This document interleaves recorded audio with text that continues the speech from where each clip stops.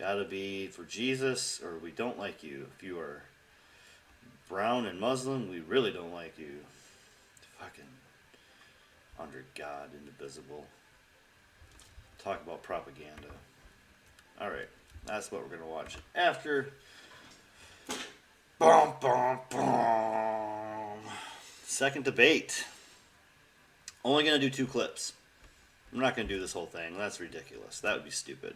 I saw an hour 20 version. I saw a 59-minute version. I saw an hour 9-minute version. They all said full debate, and that itself I thought was funny enough to tell you. I thought that was kind of funny. I saw 3 different versions, all saying full debate, all different times. 2 of them on Ben's channel, 1 of them on TYT. 2 of them on Ben's channel, both saying full debate, both having different times. Kind of funny. But here is a 9-minute and an 8-minute clip, because that's all we can handle, these 2 assholes. And, I mean, when I say we, I'm guessing any of my regulars or subscribers and whatnot are not going to want to watch this for a long period of time, because we know that both of these people are grifters, right? We all know these 2 are grifters. Like, it's pretty standard operating procedures at this point. I don't have to explain that to anybody. But I know it's the debate of the week. I can't do a debate show without having this discussion pop up. So 2 10-minute segments, if we talk about them a little. Let's go. It's what we would call in the industry nutpicking. You try to find people on the other side who say the wildest possible things, or you take them out of context so they sound like they're saying the wildest possible things, and then you critique that in order to drive up ire. And I think all of us do this. I mean, we're all in the media, which means you very often are playing a 20, 30-second clip of somebody. It's not a long-form conversation like this one, because they're just different formats, and we all get this. I think the audience also needs to understand that's a thing that happens. What's more dangerous is when that, I think, carries over into the political sphere, where you have people in each political party who are now attempting to draw and actually incentivize the other party to get more extreme. The idea being, what if we make the other party so extreme that they are unpalatable to the majority of the American people? They elect us, we win, we get to do what we want. Now, that in the short term actually may get them some wins, right? I think this is one of the things that happened in the 2022 election, particularly in the Senate. You saw some Democrats who are actually supporting the most kind of out-of-the-box, crazy Republican candidates like Don Baldock in New Hampshire in the primaries in order to elevate him, thinking, okay, well, that means he's going to lose, which is exactly what happened. It's actually quite smart strategy in the short term, but what it also ends up doing is it ends up fringing out the moderates, meaning like everybody who is not on the fringe is now not represented in the election. And what you've ended up doing is incentivizing the kind of most angry part of one party, and in your own party, making them the most angry that they could possibly be about the other party, as opposed to, what if we all just sort of pick our best candidates and then let them go at it in the ring? I mean, I wish that... let's just pick our best candidates and let it go at... Oh my God, like this is like a new thing. Just because he's so young, I guess. He thinks this is a new thing.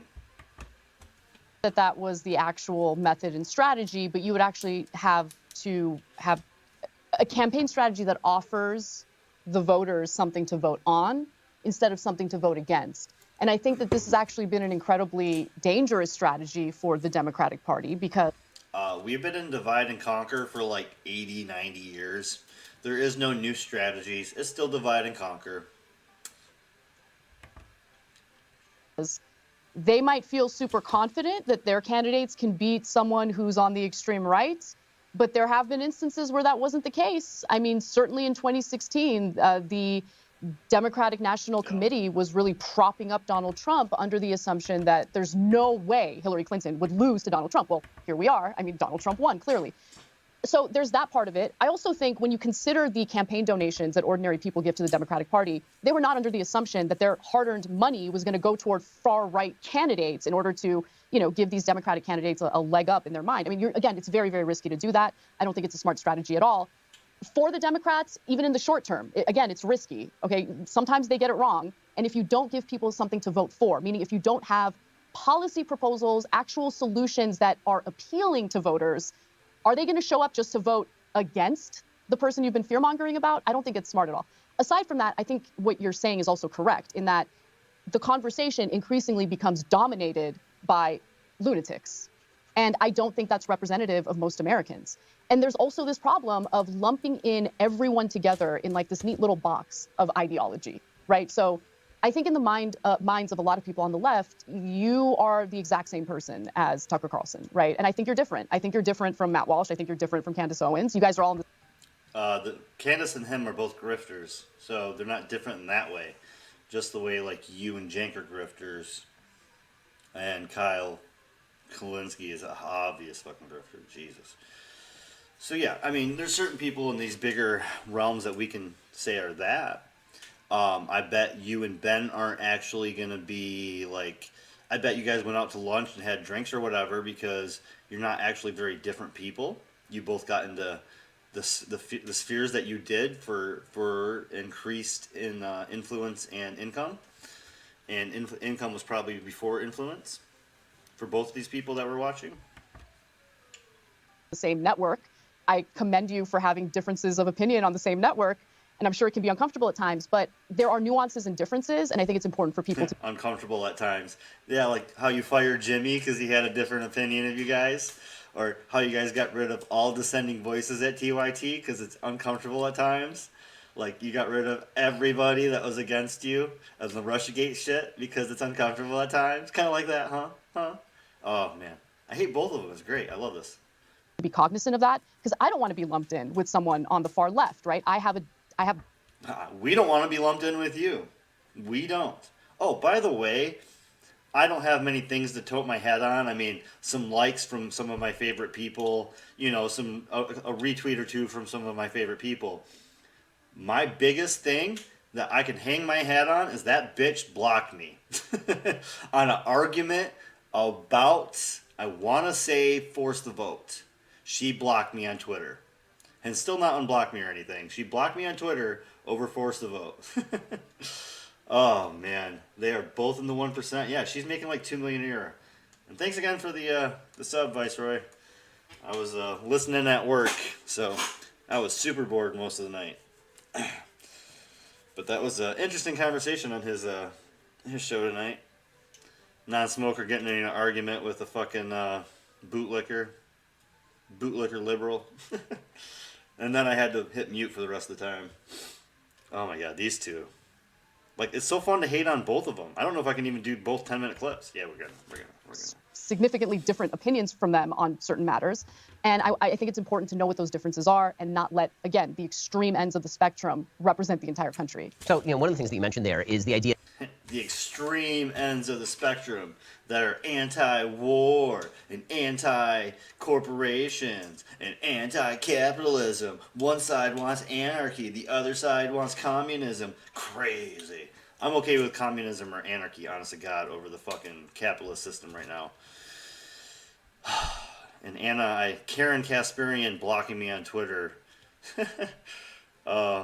She can't block me on this, can she? That you have to run on something, not run against something. And obviously negative campaigning is the most effective form of campaigning, despite all the happy talk about how when you campaign for things, people rally behind you. People who are policy wonks tend to do very poorly in elections. People who are attack dogs tend to do very well in elections because that lizard part of our brain that senses threat is really activated by a perception of threat on the other side. Well, actually, can I interrupt you on that? Sure. Because I agree and disagree. So let's go back to 2016. Because with 2016 several years away, we can now really analyze it for what it was. Donald Trump's campaigning certainly had a significant negative component to it. Negative campaigning was part of what he did. But he also offered, or at least paid lip service to, something that Americans were concerned about, which was... Yeah, Ben, I haven't actually personally investigated this, but if I am not mistaken, I would not, why would I fucking personally investigate it? I hate that guy. But from my understanding, Ben Shapiro is like one of those people that was like, right-wing billionaires backed him and basically paid him a fat amount of money to just keep putting on a show that was losing money, like just gouging money, and they didn't care because he was getting his voice to enough young people that it didn't matter if they lost massive amounts of money. They wanted to influence young people in a right-wing direction. And so yeah, he's been like Koch brother owned, or like one of these rich billionaires that basically owned his ass since he started. And that's the reason he is where he is. It's because he was backed on a losing effort for like 6-7 years, and after 6-7 years of a losing effort, he finally has a voice. But yeah, it was because he's lost for a lot of years with rich people paying him a lot of money to do it. As long as his voice was getting out to a very vulnerable, ignorant, elitist young kids, who listens to him? Seriously. Was bringing manufacturing jobs back to the United States, really taking care of workers in our country, maybe reconsidering some of the foreign aid that the federal government shells out. That appealed to his base, so much so that even today they're so loyal to him, regardless of what he does. So he actually did give people something to vote for. Whereas all we got from the Democratic Party during that election was, ooh, Donald Trump's dangerous. Isn't he so dangerous? Oh, my God, don't vote for him because if you do, you'd be racist, this, that. Deplorables. They're a bunch of deplorables. That was the stupidest, like, whoever let her say that has to be the richest dumbass in the planet, because they probably made like $100 million in their lives, but that was stupid. Deplorables. God, that was dumb. It was just nonstop scolding. If that is what your strategy is, I don't think that it's a winning strategy, sometimes in the short term, but certainly not in the long term. So that does raise the question as to what you think the Democratic Party should run on. Right. So the Democratic Party has radically shifted its appeal over the course of the last 15 to 20 years. If you go back to 2004, it was John Edwards running on sort of the Two Americas platform, which sounds a lot like sort of the language that Bernie Sanders uses when he talks about the United States, right? A lot of what he talks about is this sort of class divisions in the United States. It's very much focused on economic redistributionism, focusing on the blue-collar worker. This is obviously the audience that he's attempting to drive out to the polls. Meanwhile, the Democratic Party, if you look at it demographically, seems to have become the party largely of upscale white liberals who went to college and low-income minorities. And that's a very fragile coalition because the I thought he was about to attack that group. I'm like, what you got to say about that group there, huh? I'm not part of either of it, but I am poor. Does that help? I don't know. I'm not a poor minority, though. truth is that I'm not sure that those people have tons and tons in common. White upscale liberals tend to be very concerned with questions of equity far more than people who are actually low-income minorities, like by polling data. The sort of woke concerns that I don't vote Democrat. That's right. I'm not in that because I don't vote Democrat. I'm sorry. I'm a fucking idiot. Man, that was a stupid... everybody on the right likes to pick on, that is white upper-crust liberals who are pushing that. That is not minorities who are pushing that sort of stuff. I remember having this conversation with Van Jones, and he was totally agreeing with me. He's like, what are all these white upper-crust liberals doing talking about this sort of stuff? They should be talking about sort of the bread and butter issues. And so you have the white upper-crust liberals pushing that, plus a solid dose of kind of very social leftist policy ranging from abortion to transgenderism to same-sex marriage and those sorts of policies that are not the chief concern of low-income minorities. And it seems like the way that they're getting low-income minorities to sort of resonate to the message is with the threat assessment of the Republican Party. The Republican Party's racist, they don't like you, they hate you, Donald Trump's evil, and all the rest of that. It seems like they dodged the bullet in 2022, but that's a very fragile coalition. Well, I see this as a... He acts like rich, white, college-educated people are in the streets with poor minorities, like, discussing voting strategies. Like, they're not a coalition, man. They just happen to vote for the same people. They're not a coalition. They're not in the streets together, hand by hand, pushing for fucking change. Like, oh, that was such... Oh, my goodness. It's a delicate coalition. It's a delicate coalition. Like, he's obviously said that 50 times. I guarantee he said... If you watch his stupid show, I bet he said that 50 times. And now he says it like just as part of his problem, like speaking honestly, points. on both sides, campaigning on both sides. I think that increasingly you have both parties completely captured by campaign donations from wealthy donors, corporate donations. I think that's been a problem. That has led to pro-corporate policy by both Democrats and, I mean, Republicans have always been in that camp. But now Democrats have been so captured with that money. And then the other... Now? You mean 1970s now? You talking... Oh, look at her stupid face. There's a good one for us. You talking 1970s now? Now. Now the Democrats are corporate too. Fucking 50 years ago. 50 years ago. Jesus. Now. Oh, come on, Karen. That's a great face for your stupid ass. All right. Perfect. All right, that's our tagline for our YouTube drop. Thank you, Karen Kasparian. The thing is, Ben, it's a huge problem that we have members of Congress invested in individual stocks that they are legislating about or legislating on. Because first of all, that there's an insider trading issue there, number one, conflict of interest. And also, they're going to want their stock portfolios to perform well. So are they going to pass the right legislation to protect the consumer, to protect the worker, to protect the average American when they 90 was it like 97% of Congress are rich, and like within like there are so many of them are millionaires, it's ridiculous. But that has been the case for like ever. Like it's always been the rich have been in Congress and seats of power. This is not like, oh my god, this is not a new progression. This is not like, oh my god, the Democrats are now rich, and they're now not like both sides have been rich for so long. Everybody in Congress has been rich for so long. This is not new. Come on, Karen, wake up. are literally invested in ensuring that those companies do real well because they profit off of that as well. So that is a huge problem. And so what you have now is both sides, in my opinion, campaigning on a bunch of BS. Okay? It's obviously your opinion. This is a fucking debate between two people. It's, in my opinion. Why would you point that out? Have you not? Oh my goodness. Not actually focusing on what would improve this country for Americans, what would improve this country for the voters. It's just nonstop distractions. I mean, look, this is what we're seeing right now with the investigations in the House, right? The first thing Republicans said was, we're going to do investigations into Hunter Biden. We're going to investigate this. Fine, do the investigations. I don't really care, right? I'm not some loyalist to the Bidens at all, by any means. But the culture war stuff, the investigation. No. What you're supposed to say is do the investigations. That's fine. But do investigations on everyone. Knock out nepotism from the top down. Cut that shit out left and right. Let us get rid of nepotism through and through. And then let's get rid of lobbyists. And let's get rid of, let's gut the whole fucking system.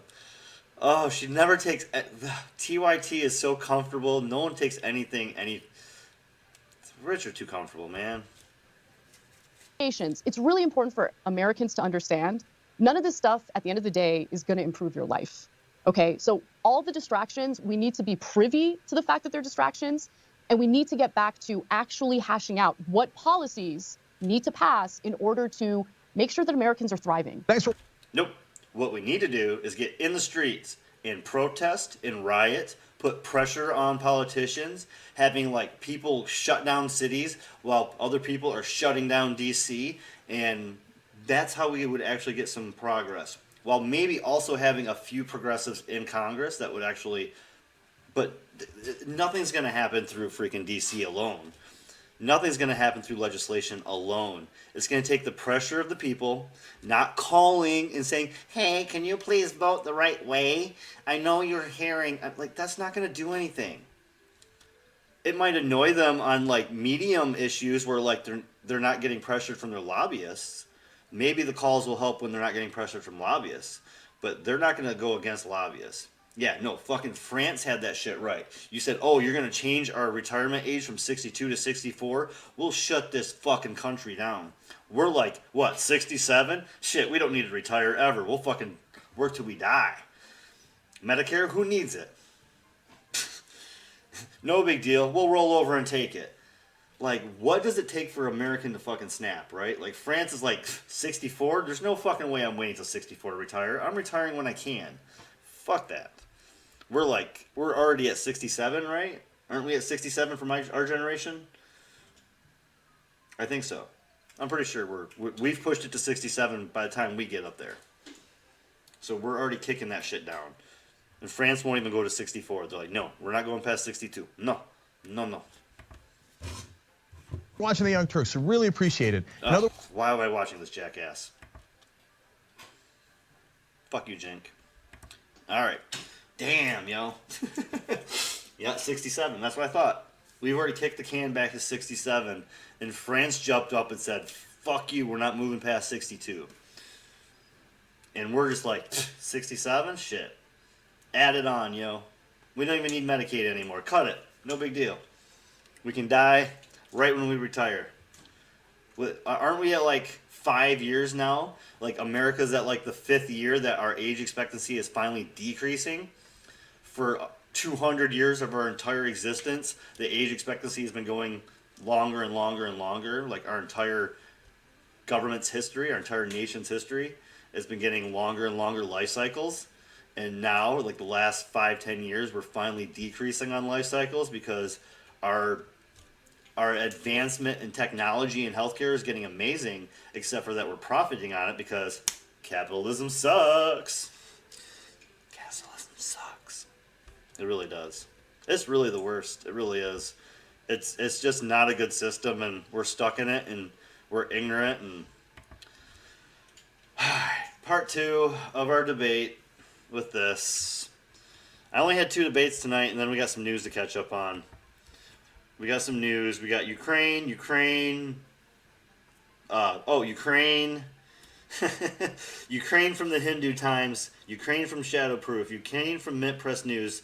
And AOC confronted from Kim Iverson. That's what we're going to do after the second debate. That's what we're going to do after the second section of debate. Actually, we got a few people on. We should probably do... We got a few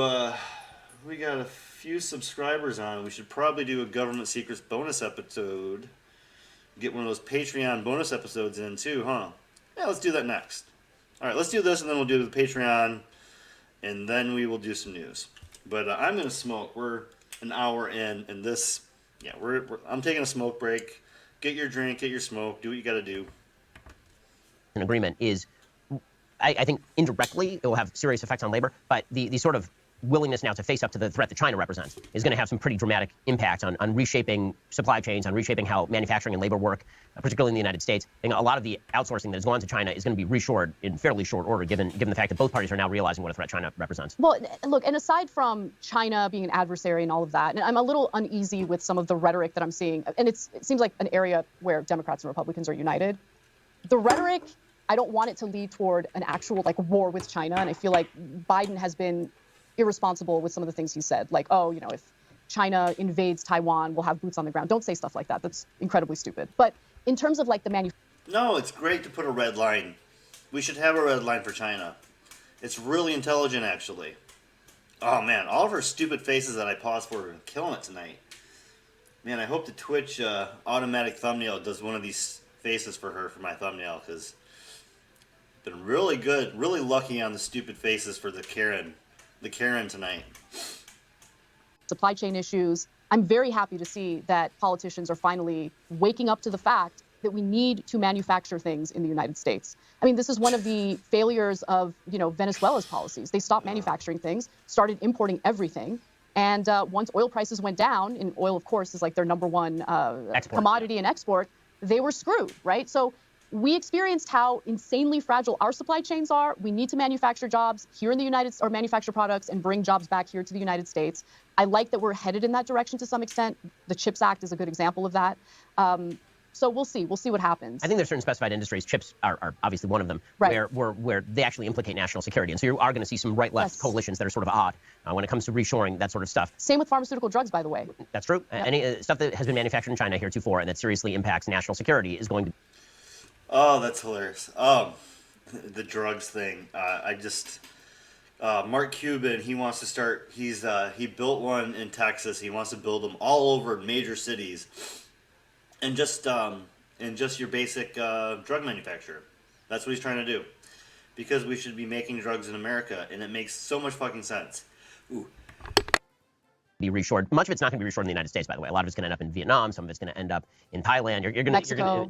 Mexico. You're going to see a lot of this stuff go to other places on the globe. And the sort of countervailing point to the we need to reshore everything is that autarky has essentially been a giant failed economic strategy wherever it's been tried. The idea of all manufacturing happens in our country. All products must be produced from within. That generates economic failure. I mean, one of the reasons that Venezuela has failed is specifically because it is essentially economically isolated and self-isolated. I mean, they nationalized virtually all of their industry, and they... Oh, right. Venezuela failed because they tried to make everything themselves. That's why Venezuela failed. Not because of crippling sanctions, not because of a naval blockade for... How long did we do a naval blockade for in Venezuela? It was a while, right? We were blocking them from selling their oil back in, was that fucking... I feel like that was Obama. Maybe it was Trump. But yeah, those teens years, we were really putting it to Venezuela there for a while. Really trying to stick it to Maduro. and then like another year, and then we tried to put in a president, and then we declared a president for them. Like, hey, you know some guy you've never heard of? He's your president. That's right. It's like, it'd be like putting Tom Cotton in for president or something like that. Like, hey, you know who Tom Cotton is? No, because most people don't know who the fuck that is. Prevented people from being able to own even within their country. I mean, there's foreign direct investment basically dried up. There's no money going into Venezuela. I mean, there's no money going into Venezuela because we blocked them from getting money for their oil. Like, we were literally holding the money. Like, we were allowing them to sell their oil, but we were keeping the money in a bank and not letting them touch it. Like, that was happening for years. And there's no money going into They didn't need any money. They have oil. They don't need money coming into the country. All they have to do is sell their oil, and they are rich. half of the story that's been told when it comes to the American economy about stagnating wages. The other half that's not been told is that what you get for your wages now is way better than what you got in 1980. I mean, that is just a reality. You would not wish to live in 1980 as opposed to now. You now have a refrigerator, you have a microwave, you have 2 cars, you have a... Sure, okay, so if you want to talk about... Thank you, Intellectual. Thank you for keeping me up on that shit. Yes, as early as 06. Fucking, yeah. About the technological advances. Well, I mean, the stuff that you have for your money. And for my personal experience about Venezuela, I don't want to go back. I mean, as a child, we had we had people that came up to the farm and worked from Venezuela as like a foreign exchange, not as like laborers or anything like that. They had families that were well off.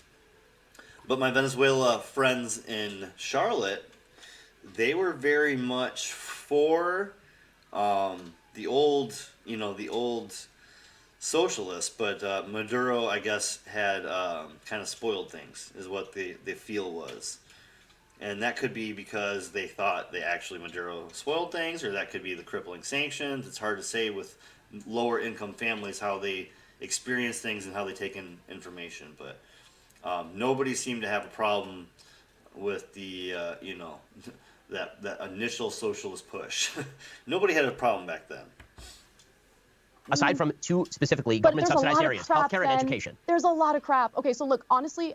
Would you rather live in 1980? Like that standard of living? In terms of the quality of products that Americans could buy, I want to go back to the 1950s. Okay, I'm literally... Cuba's right there. They're still driving those cars. I completely stopped buying new clothes. Everything I buy now is... Cuba's right there. They have the same cars.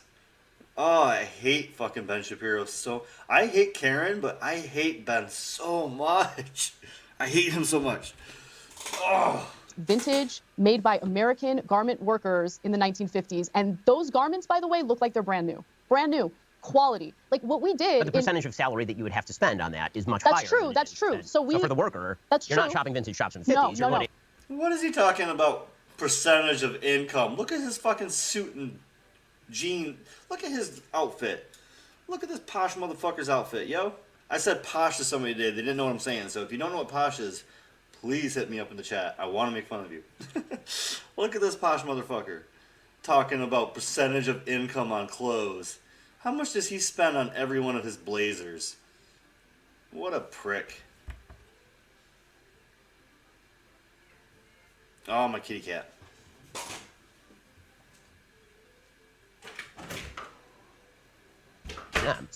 But understand. So what happened with, especially, this was what happened in the 1970s.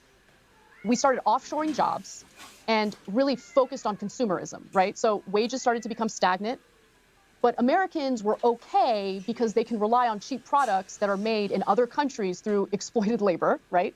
So we have a bunch of cheap crap we can buy, sure. But the quality of the stuff we're buying is not there. We have to replace it after. I mean, look at clothing in particular. You buy clothes in America that, by the way, were made in some other country, in some factory or whatever. You wash it, falls apart the next day. I mean, that's true, but the percentage of your salary every year that you're spending on clothing is way lower than it was in 1980. And when you talk about sort of the economic narrative of the 70s, there's a countervailing point of view, which is that heavy unionization. Oh, what just happened? Oh, they went to commercial. I was hitting pause. That's awkward. Oh, and you guys are going to add too. Although most of you are subscribers on at the moment, so at least those of you who I can see. I can only see those who chat because I can't see everybody. I don't have that availability for some reason. I'm so jealous though. Like Nikki says goodbye to everybody at the end of her stream, and I'm like, man, why can't I do that? Why can't I say goodbye to everybody? Why can't I see who's on my stream? When did that feature kick in? It's rather at 200 followers or at 15 subscribers. It's one of the things I haven't done yet, but eventually we'll get there. We're still growing. We're so early.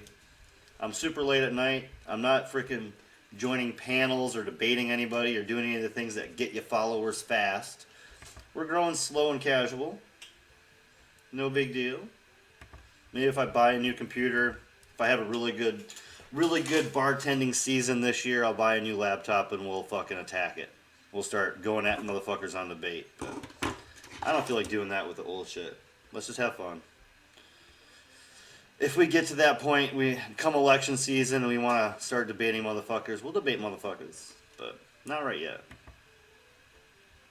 We'll let these people debate. I want to build in the call-in eventually, though. I want to build in the click where you guys can... Somebody could debate me eventually. Heavy unionization, high labor costs in the 50s and 60s, and a time where literally the rest of the world was physically destroyed by World War II, gave us a head start, which we then blew over the course of the next 2 decades, to the point by the 1970s we have a decade of economic stagnation with literally no stock growth from essentially 1963 all the way up till the early to mid-1980s. You have 20 years where your stocks don't actually appreciate in any serious way because the economy basically stops dead. We're getting outcompeted. The American car companies, which are the crown jewel of American industry, are getting outcompeted by Toyota and Hyundai. And by the 1970s, 1980s, we're importing all of those cars. That's not because we offshored to them. It's because we didn't offshore them. It's because we totally did offshore. Maybe not to Asian countries. We offshored a lot. I mean, think about the Rust Belt, right? And we didn't offshore to... He just said we didn't offshore cars? Dude, I live in Michigan, bro. Mackinac Bridge up in this motherfucker's shirt right now. Like, I live in Michigan, yo. We offshored. Go to Pontiac. Go to Flint. Are you fucking serious? Seriously, go to Pontiac, bro. Pontiac was literally decimated. Flint was decimated. Saginaw was decimated. Like, Bay City was a fucking... Oh my god, dude. No.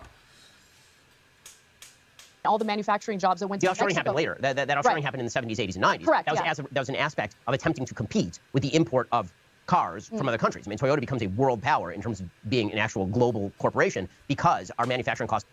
Toyota becomes a power when in like the 80s, 90s, not in the 60s or 70s when you don't the United States are too high. We're living fat and happy off the excesses of the rest of the world being destroyed, essentially. And because of that, we could afford to do all this. We were the only game in town. And then we weren't the only game in town. Suddenly Japan rises from the ashes and is an economic world power and is outproducing us when it comes to cars. And so you have two choices at that point. Either you go tariff, right? You actually start restricting imports and you generate enormous costs for your own citizens who are now having to spend more money. Right. Or you have to start offshoring and competing and lowering the wages. And so that's essentially what happened in the 70s. I would go on the tariff route for sure. Or you have to get rid of your product and lower your price and lower your quality. And man, she is the wrong. I want to see him debate like Peter Joseph or I don't know. I want to see him debate somebody interesting. Adam Kokesh would be fun too. He's a straight up anarchist libertarian. He'd be fun.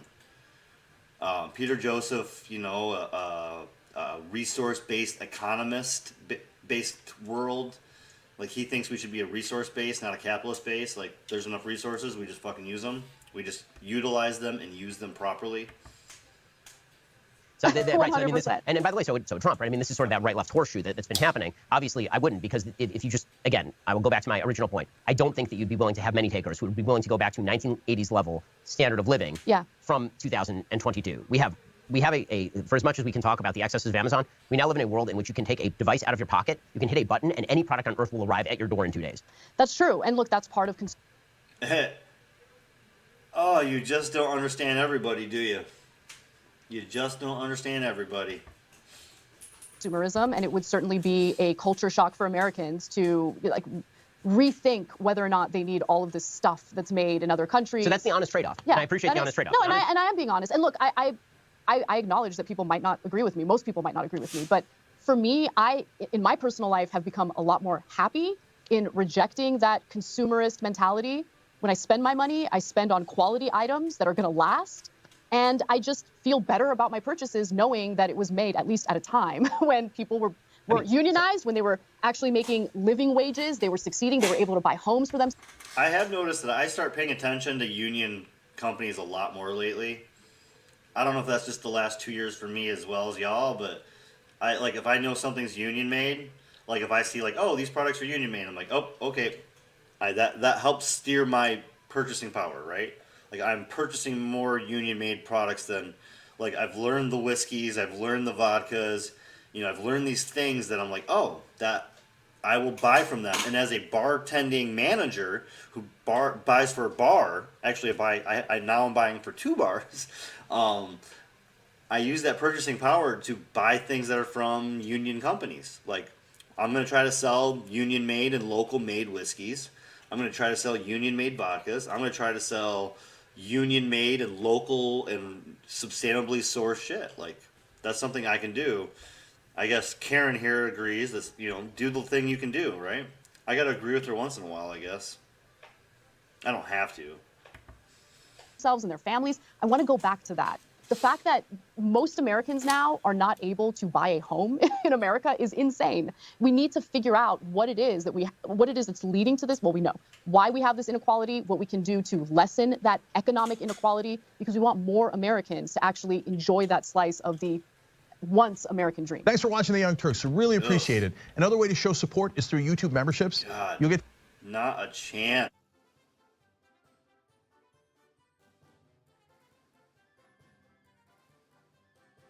And that if the U.S. government feels threatened by what China is doing around the world, maybe it should take a closer look at it and learn from them. That instead of going in with our military and occupying countries, China is going in with a lot of money and creating projects. Some of them might be not so good environmentally or getting countries into debt, but for the most part, there are win-win situations where local infrastructure projects improve the lives of people, whether it's in Africa or Latin America, and China is becoming the #1 trading partner of most countries around the world. So the U.S. needs to learn from that. Also, I think we have to look at what's happening in Russia from that geopolitical standpoint, where U.S. Officials see weakening of Russia as part of a larger strategy so that Russia will not be a strong ally when it comes to confronting China. We should also recognize that some of those Republicans who are questioning the tremendous support that we're giving to Ukraine are saying instead we should not be looking at Russia as our #1 enemy, but as China as our #1 enemy. So there is a lot to do to get people to understand how horrific the war is in Ukraine right now, and how much worse it would be if we were fighting a war against China. So if there's any lesson to be learned about Ukraine, I hope it is not that the U.S. would be ready to go in militarily to support Taiwan. The lesson is really use diplomacy so that these conflicts don't break out to begin with. Thanks for watching. Oh, wouldn't that be nice? Medea. Someone should elect her ass in something. Oh, wait, that's not how elections work. We get to choose between 2 horrible, corrupt, corporate stooges. We don't ever get to choose between, like, a Medea Benjamin and, like, choose between Medea Benjamin and Trump. Huh, that one's hard. We don't ever get that choice. So we don't live in a true democracy. So let's do, Roger Walters calls for peace in Ukraine at UN Security Council 2 days ago from the Mint Press News. Mint Press News with Roger Roger Waters. There we go. Here I am. Madam President, Excellencies, distinguished members of the Council, ladies and gentlemen, I feel profoundly honored to be afforded this singular opportunity to brief Your Excellencies today. With your forbearance, I shall endeavor to express what I believe to be the feelings of countless of our brothers and sisters all over the world, both here in New York and across the seas. I shall invite them into these hallowed halls to have their say. We are here to consider possibilities for peace in war-torn Ukraine, especially in light of the aforementioned increasing volume of weapons arriving in that unhappy country. Every morning, when I sit down at my laptop, I think of our brothers and sisters in Ukraine and elsewhere who, through no fault of their own, find themselves in dire and often deadly circumstances. Over there, in Ukraine, they may be soldiers facing another deadly day at the front, or they may be mothers or fathers facing the awful question, how can I feed my child today? Or they may be civilians, not knowing that today the lights will go out for sure, as they always do in war zones, knowing that there is no fresh water, that there is no fuel for the stove, no blanket, just barbed wire and watchtowers and walls and enmity. Or they might be over here in a big, rich city like New York. Here, brothers and sisters can still find themselves in dire straits. Maybe, somehow, however hard they worked, all their lives, they lost their footing on the slippery, tilting deck of the neoliberal capitalist ship we call life in the city and fell overboard to end up drowning. Maybe they got sick. Maybe they took out a student loan. Maybe they missed a payment. The margins are slim. Who knows? But now they live on the street in a pile of cardboard, maybe even within sight of this United Nations building. Anyway, wherever they are, all over the world, war zone or not. Damn, this goes on for 15 minutes. Oh, are they all toasted at the end? Like, are they all like wiping off the burnt ashes of their former selves? Together, they make up a majority, a voiceless majority. And today, I shall endeavor to speak for them. We, the people, wish to live. We wish to live in peace, in conditions of parity that give us the real opportunity to look after ourselves and our loved ones. We are hard workers, and we are ready to work hard. All we need is a fair crack of the whip. Maybe that's an unfortunate choice of idiom after 500 years of imperialism, colonialism, and slavery. Anyway, please help us. To help us, you may have to consider our predicament, and to do so, you may have to take your eye off the ball for a moment, to put your own goals momentarily to one side. What are your goals, by the way? And here maybe I direct my inquiries more to the 5 permanent members of this council. What are your goals? What is the pot of gold at the end of the rainbow? Bigger profits for war industries, more power globally, a bigger share of the global cake? Is Mother Earth a cake to be gobbled up? Does not a bigger share of the cake mean less for everyone else? What if today, in this place of safety, we were to look in another direction, to look at our capacity for empathy, for instance, to put ourselves in others' shoes, like right now, for instance, the shoes of that chap on the other side of this room, or even the shoes of the voiceless majority, if they have any shoes, that is. The voiceless majority is concerned that your wars, yes, your wars, for these perpetual wars are not of our choosing, that your wars will destroy the planet that is our home. And along with every other living thing, we will be sacrificed on the altar of 2 things: profits from the war to line the pockets of the very, very few, and the hegemonic march of some empire or other towards unipolar world domination. Please reassure us that that is not your vision, for there is no good outcome down that road. That road leads only to disaster. Everyone on that road has a red button in their briefcase. And the further we go down that road, the closer the itchy fingers get to that red button, and the closer we all get to Armageddon. Look across the room. At this level, we're all wearing the same shoes. Excuse me. So, back to Ukraine. The invasion of Ukraine by the Russian Federation was illegal. I condemn it in the strongest possible terms. Also, the Russian invasion of Ukraine was not unprovoked. So I also condemn the provocateurs in the strongest possible terms. There, that's got that out of the way. When I wrote this speech yesterday, I included an observation that the power of veto in this council only lay in the hands of its permanent members, and that I was concerned that that was undemocratic and rendered this council somewhat toothless. This morning, however, I had a revelation upon waking. Toothless. Maybe toothless, in some ways, is a good thing. If this is a toothless chamber, I can open my big mouth on behalf of the voiceless without fear of getting my head bitten off. How cool is that? Anyway, I read in the paper this morning some anonymous diplomat quoted as saying, Roger Waters, to address the Security Council, whatever next? Mr. Bean? Ha ha ha! You know what they're like. Anyway, sorry.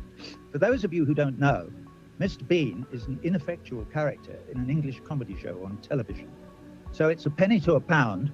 The anonymous diplomat is an Englishman. Ha ha! Thank you, sir. Anyway, I think it's time to introduce my mother. Once you meet with a TurboTax. Wait, what? You're getting family involved? What's happening now? What's happening now? Time to introduce my mother. Mary Duncan Waters. She was a big influence on me.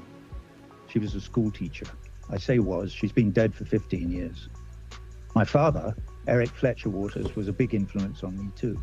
He too is dead. He was killed on the 18th of February, 1944, near Shaprio, near the Anzio Bridge in Italy. I was only 5 months old. So I know something about war and loss. Anyway, back to my mum. When I was about 13, I was struggling with some knotty adolescent problem or other, trying to decide what to do. It doesn't matter what it was. I can't remember anyway, but my mum sat me down and said, now listen, you're going to be faced with many knotty problems during your life, Roger.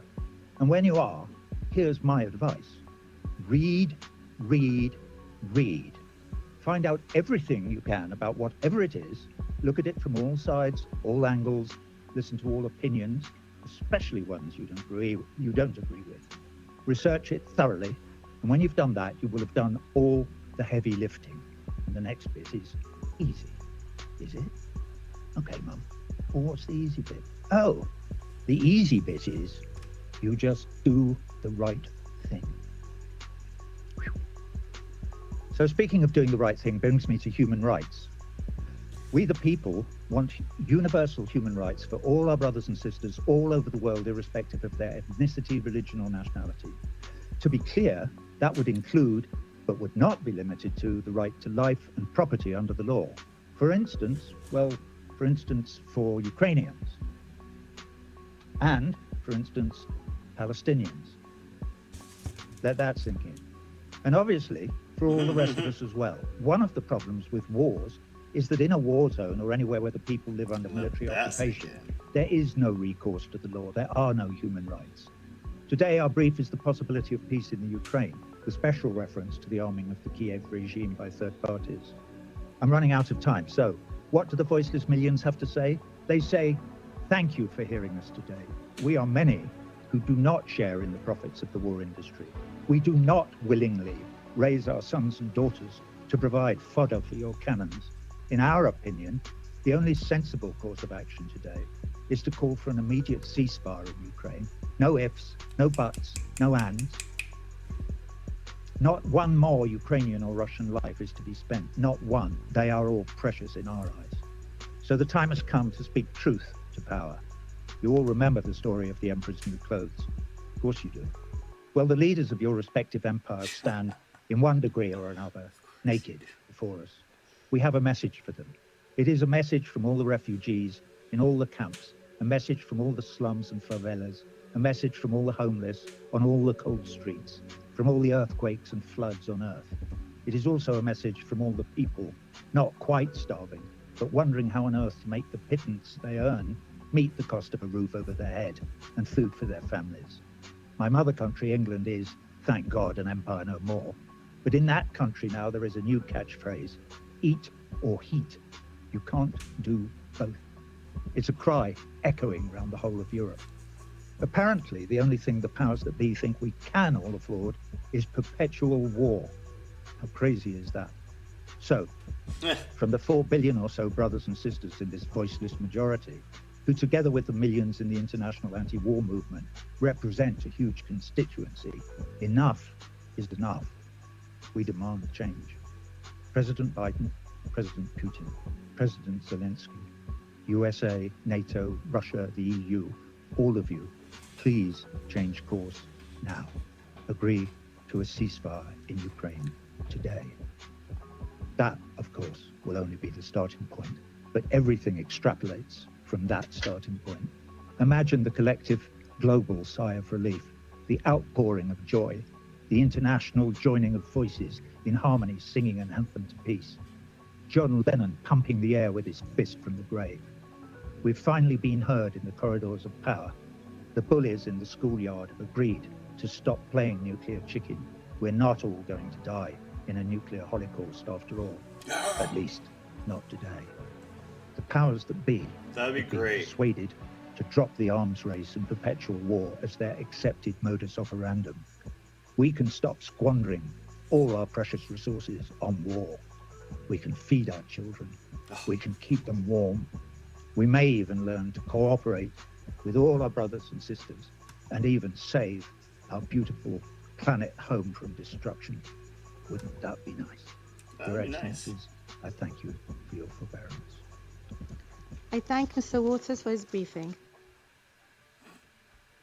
All right, that was brought by Mint Press News. Thank you, Mint Press News, for breaking that down.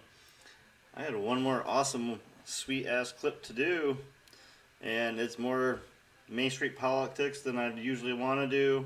I try not to just beat the head of the same names over and over again, but I thought this was entertaining, so we're going to do it. Kim Iverson does good work. We got to check in on her at least once a week. It seems like it should be like a standard thing, right? Like once a week, Kim Iverson. It should be done. Well, AOC has been confronted again. Watch this. And this is funny. This shit is funny to me, so. Congress members, when are you going to pull us back from the verge of nuclear war? In October, these progressives said there's a threat of nuclear war. We need to sue for peace between Russia and Ukraine. They retracted it. When will you come to the table like President Lula has, like Pope Francis has? Are you a Catholic? He's calling for a peace summit. Schumer is taking us to nuclear war. We are going to nuclear war because of these bastards. Are you going to wake up, people? No, we're not going to wake up. Bye-bye. Bye-bye. Bye. All right. So, as I was saying, We won. We said we're not going to stop. We just put the crack in the dam. And now we're going to go for the whole damn thing. Oh, her fucking $10,000 a plate speech bullshit. Man, she fucking sold out. Man, she was a... Wait. Oh, she was a CIA stooge the whole time. My apologies. She didn't sell out. She was a fucking plant. She was a plant.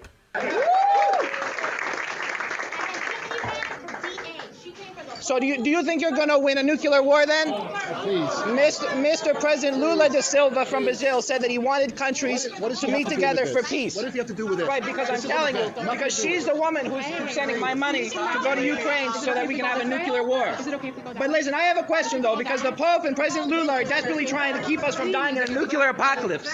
Oh my goodness, the muscle is out here. No, but I'm serious. If I die in a nuclear war, I guess that's better, right? Because we've got the AOC, and everybody's cheering on, and we get to talk about local politics while she sends $100 billion into Ukraine for the war. Thank you, Bowman. What's up, dude? But Bowman, I told you already, and you endorsed Diane Sayre. All right, well, Daniel Burke is a representative of the International Schiller Institute and founded and chaired by Helga Zepp-LaRouche. In 2020, he ran for Senate as an independent in New Jersey. Daniel, welcome to the show. Thank you very much, Kim. Well, confronted again. I mean, you know, it's really great to see this. I think we need to see more people out there and screaming at politicians, hold them accountable in the only way we can, and that is screaming in their face and making them uncomfortable. Oh no, AOC was uncomfortable. Somebody protested against her. I don't feel empathy for that bitch. I have a lot of empathy for my fellow man. I have more empathy for my fellow creatures, but I have a lot of empathy for my fellow man. But not for AOC. Nah. She's burning it up. She's burnt that bridge. We spoke to Jose Vega, who also has been speaking up and being very noisy, at these events. So tell us, what was the reaction after this? I mean, you got escorted out. Who are the people that were grabbing you and taking you out of the room? They had some serious muscle there, and they were very rapidly removing us. But I believe it was actually a councilwoman or a candidate for council who was one of the people right behind me, making sure that I was ushered out as quickly as possible. I mean, you heard the woman who's in front of the camera say, "No, we won't wake up." That was typical of the crowd there. But I thought it was crucial to get in front of them anyway.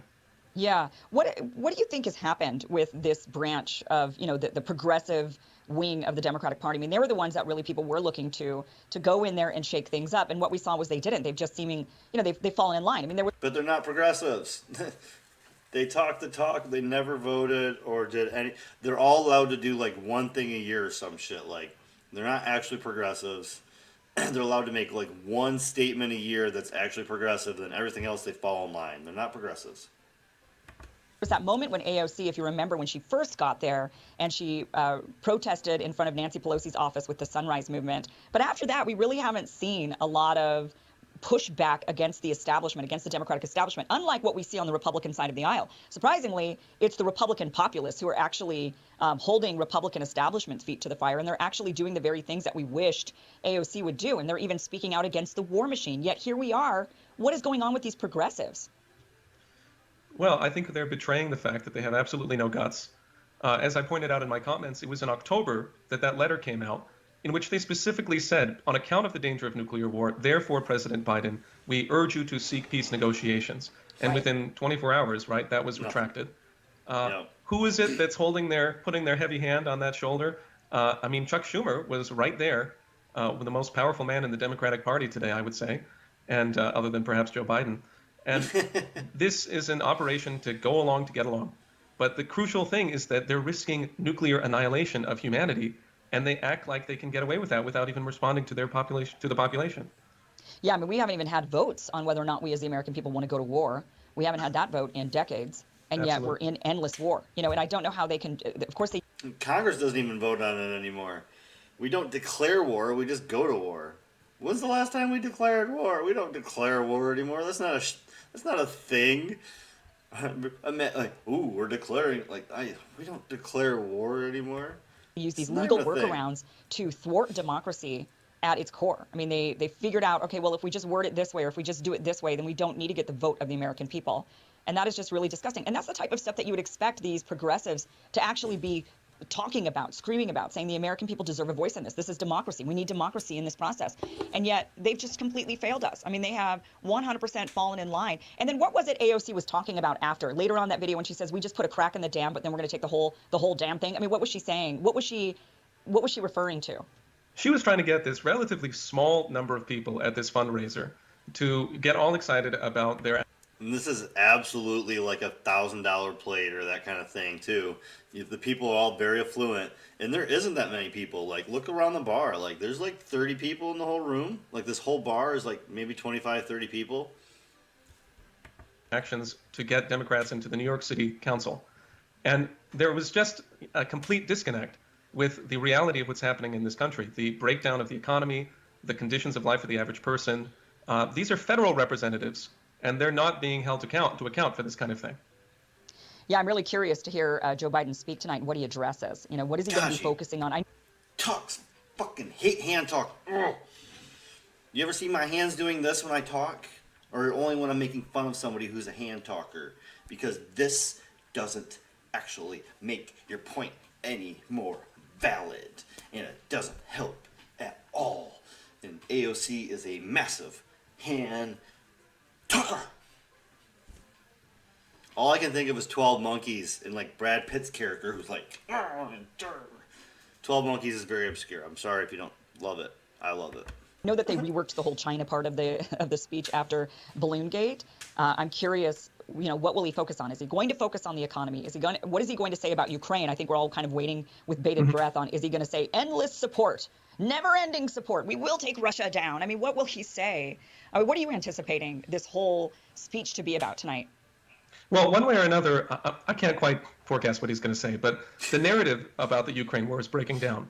We've had the former Israeli Prime Minister Bennett come out and talk about how he went with a peace deal and he was prevented from following through on it by Western actors. We have the Minsk admission by Angela Merkel that this was all a lie to begin with. And so I think increasingly they're put into a very difficult situation, Joe Biden in particular, as to how he's going to frame this for the American people. Like, of course, he said sending heavy weapons, sending things like tanks would be World War III. And here we are with that kind of circumstance taking place in Ukraine from NATO. Ramen that's healthy, wholesome, and jam-packed with life-sustaining protein. No, it's not magic. It's the... Yeah, so I'm really waiting to find out what he's going to be saying tonight to see, are they going to be changing the narrative at all towards peace and, saying we need to come to some sort of an agreement, or are they just going to say endless support and endless tanks and F-16s next? I mean, I don't know. But, well, you know what, good for you for being brave and doing what many of us would not be as brave. We're not brave enough to do this, to go and actually confront in a crowd these Congress people. We had AOC there, Jamal Bowman was there. Who else was there? Those are the two I saw. Oh, Chuck Schumer was there. Yeah, I mean, really good for you for speaking out and doing that. We need more people actually to go and hound them. I mean, honestly, it's what has to happen in order for them to listen, in order for them to understand that we're not happy with their votes. But then again, then you've got that woman in the crowd saying, no, everything's fine, and then it's just like that's who they listen to in the end. I don't think she's going to have a big impact on the future of mankind. I think that if people, first of all, it's fun. You'll have a lot more fun than you think. It is frightening the first couple of times you do it, but then it's fun. And I have faith that there is a capability of mobilizing the people. That's what this February... It's fun. I'm down. I want to scream at a politician. It does sound fun. I would have fun screaming at a politician. I think that would be extremely enjoyable. 19th Rage Against the War Machine event is about. I will absolutely be there. And if we could get, many... Rage Against the War, February 19th. If you have the capabilities next week, go. Send me footage. I am poor and not making enough money to do that kind of trip right now. But if you have the capabilities, please send me the video. I want to be part of it. Any more people taking action like this, then I think we can bring about a change that is fundamentally required. Yeah, absolutely. Yeah, we will be at the Rage Against the War rally. That is happening February 19th in D.C. It's starting at the Lincoln Memorial. We're going to be then marching our way to the White House and really just trying to let our voices be heard. There's a lot of great speakers there. A lot of people will be there in the crowd. I'm really looking forward to it. And Daniel, looking forward to then meeting you there in person. Absolutely. Thank you so much for being on the show, Daniel. And thanks for what you were doing. Thank you. Thank you, Kim. Take care. All right. What do we got next? Oh, what time of the month? Jen from IT. The crowd has fallen to the communists. The IT crowd. If you haven't watched this, it's a British show. I think it's hilarious. I binge watch a lot of British shows. I don't like American TV. I'm sorry. I like a few things here and there, but for the most part, I like British, Australian, Bollywood. I'm weird, whatevs. Weekend. Does Aunt Irma visit on the weekend? Moss. It's high tide. But we're not on the coast. I'm closed for maintenance. Closed for maintenance? Moss. I've fallen to the communists. Well, they do have some strong arguments. Sorry, I did this last night. I've fallen to the communists. Well, they do have some strong arguments. I've fallen to the communists. Well, they do have some strong arguments. Curry, Moss. Oh, they do have some strong arguments. They do. The communists have some strong arguments. The capitalist arguments are falling fucking short, man. I've been watching so many of these damn Twitch panels against communism and capitalism, or socialism versus capitalism, and I'm telling you, capitalism is just falling short. It's just not doing it. It's not doing it. Fucking sucks. Communism, socialism, anarchy, anything is sounding better than the current structure, in my opinion. First scene in Curry. Oh, okay. Yeah, no. Nope. All right. We are moving on. I had one more big thing, and I figured I would do this until y'all got bored and wanted to say goodnight, but I thought this looked important. It's a free documentary from a year ago. I love to finish my show with documentaries if y'all want to hang out. How Britain started the Arab Israel conflict. And the bitter struggle between the Arab and Jew for control of the Holy Land has caused untold suffering in the Middle East for generations. How Britain started it all. Let's fucking go. What up? How you doing, Metallic Soul? Yeah, I'm down. I saw this documentary just kind of scrolling through my shit today, and I figured it'd be a good way to finish my night. No matter what happens in life, I think you're a good person. Maybe not everybody else, but I do. Hello, motherfucker. And you're giving out good fucking subs. I love the fucking clip. Thank you, thank you. Whoa. It's a lot at once.